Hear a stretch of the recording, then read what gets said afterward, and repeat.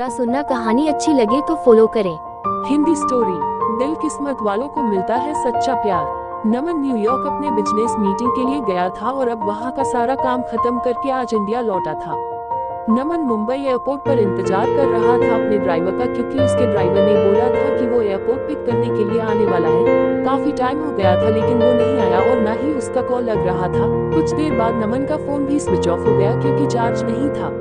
इंतजार करते करते बहुत टाइम हो गया था तो नमन ने सोचा कि वो टैक्सी से ही चला जाए। फिर वो अपना सारा सामान लेकर एयरपोर्ट से बाहर निकला और टैक्सी की राह देख रहा था कि कोई आए। तभी एक टैक्सी आते देख नमन उसे हाथ दिखाकर रोका और जैसे ही बैठने गया तो एक लड़की दूसरे साइड से टैक्सी में बैठ गई। नमन ने कहा कि ये टैक्सी उसने रोकी है तो वो बोली तो क्या हुआ, बैठी तो मैं पहले ना, आप दूसरी टैक्सी ले लो।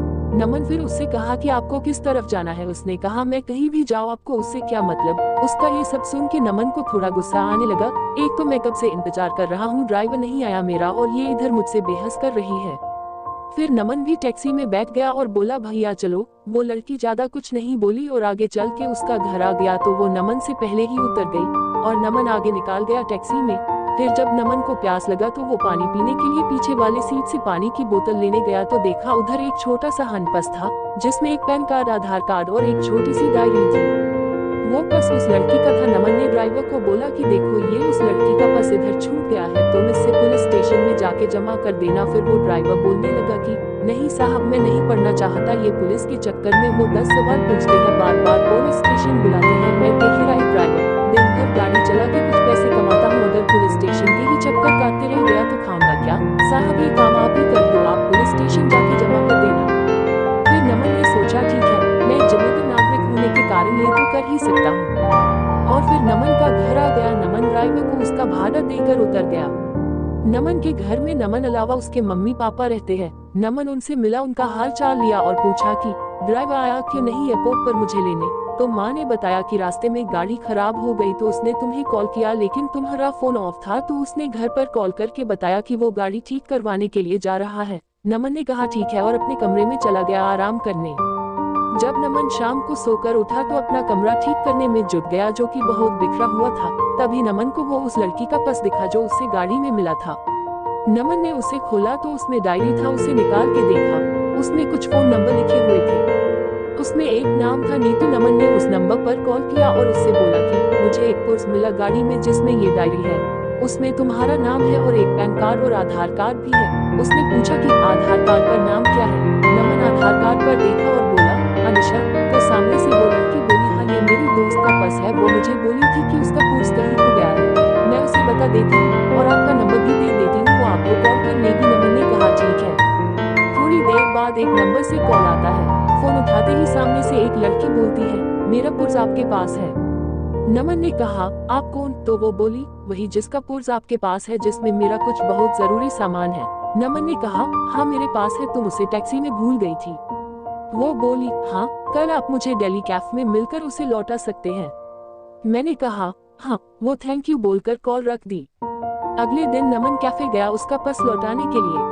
नमन सही टाइम पर पहुंचा था लेकिन अनिशा लेट थी। नमन रुका था उसके लिए। कुछ देर बाद वो आई। आज वो बिल्कुल अलग ही लग रही थी कल से। उसके लंबे घने बाल थे जो खुले हुए थे। उसने सफेद और नीले रंग का सलवार कुर्ता पहना था, कनों में सुंदर से झुमके भी थे। नमन उसे बस देखता ही रह गया। वो धीरे धीरे नमन की तरफ चली जा रही थी। नमन का ध्यान ही नहीं था, वो बस उसे देखे जा रहा था। फिर वो बोली हेलो, ध्यान कहाँ है आपका, मैं कुछ पूछ रही हूँ। तो नमन जल्दी से उठ गया और बोला हाँ मैं तुम्हारा ही वेट कर रहा था। वो बोली हाँ सॉरी मुझे थोड़ा लेट हो गया। नमन बोला कोई नहीं ठीक है। फिर नमन ने कहा कॉफी। वो बोली सॉरी अभी नहीं, मैं थोड़ी जल्दी में हूँ, आप मेरा पर्स दे दो, मुझे जाना है। नमन ने कहा हाँ दे दूंगा, थोड़ा बैठ के कुछ बात तो कर ही सकते हैं। वो बोली जरूर लेकिन आज नहीं फिर कभी। मैंने कहा ठीक है लेकिन याद रखना अपनी बात, अगली बार साथ में बैठ के कॉफी पीना पड़ेगा, फिर मत कहना आज भी जल्दी में हूँ। वो बोली हाँ ठीक है, अब मेरा पर्स दे दो। नमन ने उसका पर्स दे दिया और बोला मैं तुम्हें कॉल कर सकता हूँ ना अगली बार मिलने के लिए। वो बोली हाँ और चली गई।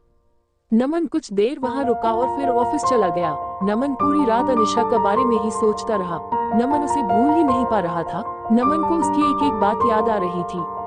अगले दिन नमन के कुछ दोस्त मिले और वो उसे बोलने लगे कि चल आज पार्टी करते हैं, बहुत दिन हो गए हैं हम दोस्तों ने साथ में पार्टी नहीं किया है। नमन ने कहा ठीक है, सब चल रहे हैं तो मैं भी चलता हूँ। फिर वो 5 दोस्त एक क्लब में गए, सब वहाँ बहुत नाचे साथ में, फिर थोड़ा ड्रिंक भी किया। तभी नमन की नजर एक लड़की पर गई जो लगातार बहुत ड्रिंक कर रही थी।